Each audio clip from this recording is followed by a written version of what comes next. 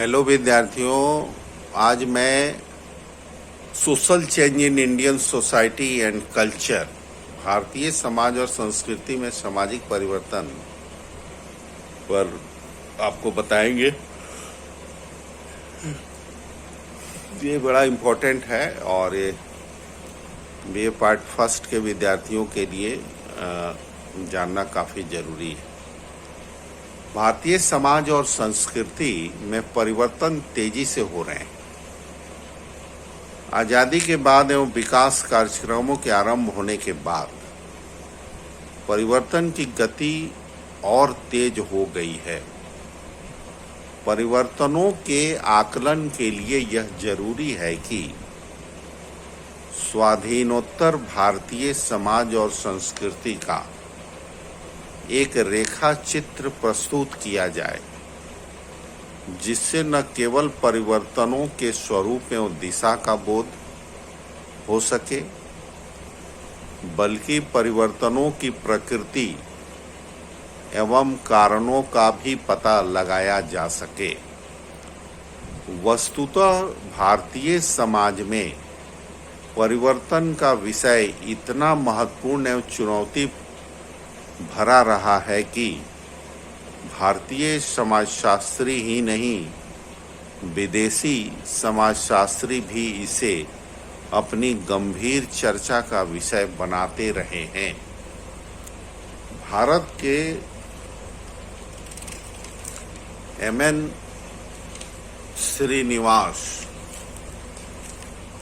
Srinivas, social change in modern India 1966, Yogendra Singh, modernisation of Indian tradition 1973, A.R. Desai, essays on modernisation of under developed societies 1971, S.C. Dube, contemporary India and its modernisation 1973 आदि ने विस्तार से भारतीय समाज के परिवर्तनों का लेखा जोखा प्रस्तुत किया है।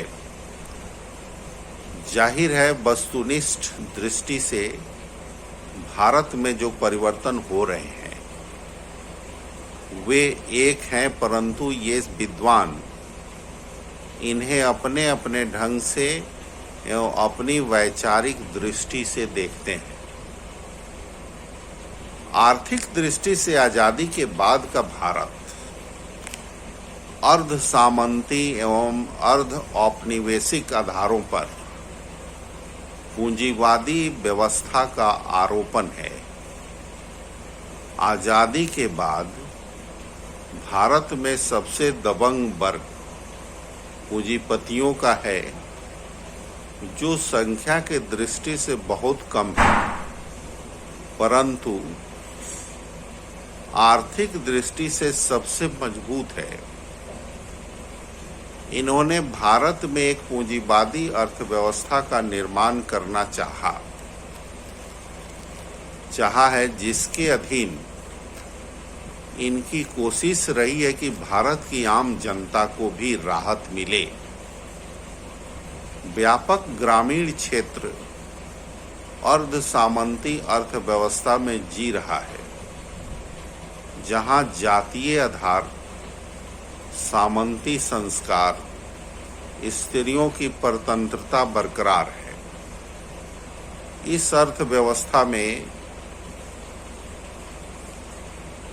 अर्ध औपनिवेशिक सेमी कॉलोनियल अवशेष मजबूती से बरकरार है, जिसका एक प्रमाण मजदूरों और कर्मचारियों की बहुत कम मजदूरी है। भारत दुनिया के उन देशों में है जहां मजदूर और कर्मचारी सबसे सस्ते हैं। राजनैतिक दृष्टि से कम पर सशक्त औद्योगिकरण के आधार पर लोकतांत्रिक राज्य एवं सरकार की व्यवस्था है। ऐसी व्यवस्था का एक कारण भारत का राजनैतिक विशिष्ट वर्ग है, जिसने आधुनिक राजनैतिक प्रणाली को लागू किया है। दलों की बहुलता, चुनाव में जाति एवं धर्म की भूमिका, बढ़ता हुआ राजनीतिकरण, पंचायती व्यवस्था, ग्रामीण स्तर पर गुटों की राजनीति एवं राजनीति के स्वरूपों में जजमान एवं मुवक्किल के रिश्ते, राष्ट्रीय और राज्य राजनीति के लक्षण हैं।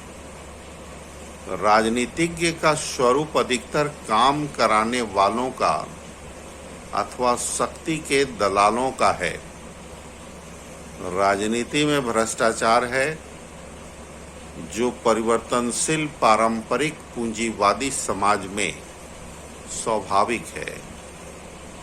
न्यायपालिका की छवि अच्छी है, परंतु इस तरह पहुंच धन के रास्ते से होती है। भारतीय संवाद पत्र अपनी निर्भीकता में एवं जन मुद्दों को उठाने में काफी प्रसिद्ध है। बहुधा इन्हें भारत का स्थायी विपक्ष कहा जाता है। भारतीय समाज मूलतः धर्म, क्षेत्र और जाति व्यवस्था के आधार पर संगठित है।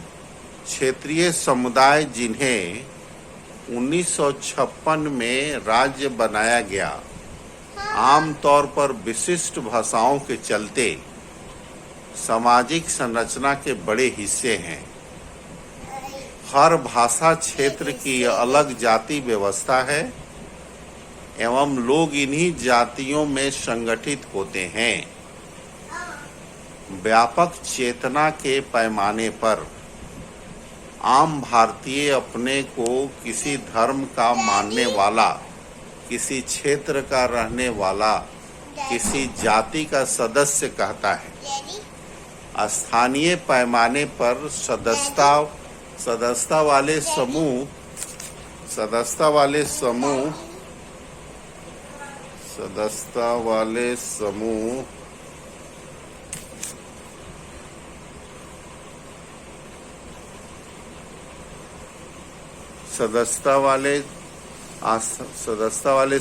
शहर, गांव, जाति और परिवार तथा नातेदारी के हैं। कुछ बड़े शहरों को छोड़कर अधिकतर शहर बाजार वाले हैं, जिन्हें फारसी में गंज कहा जाता था। अब इन्हें कस्बाई शहर कहा जाने लगा है। गांव में लोग जाति के सदस्यों के रूप में आम तौर पर अलग अलग टोलों में रहते हैं। हरिजन अभी भी गांव से बाहर एक तरह से परिवार एवं नातेदारी काफी महत्वपूर्ण हो जाती है। सांस्कृतिक दृष्टि से धर्म प्रभावशाली है। नियमों, मूल्यों, आदर्शों पर परंपरा या पुरानेपन की गहरी छाप है। एक बात सही है कि भारत भले ही राष्ट्र के रूप में अंग्रेजों के समय में ही एकताबद्ध हुआ है, इसकी धार्मिक एकता बड़ी पुरानी है। शंकराचार्य के पीठ अपनी तमाम भिन्नताओं के बावजूद उसके प्रमाण है। नेक्स्ट क्लास में मैं इसका वर्णन करूंगा।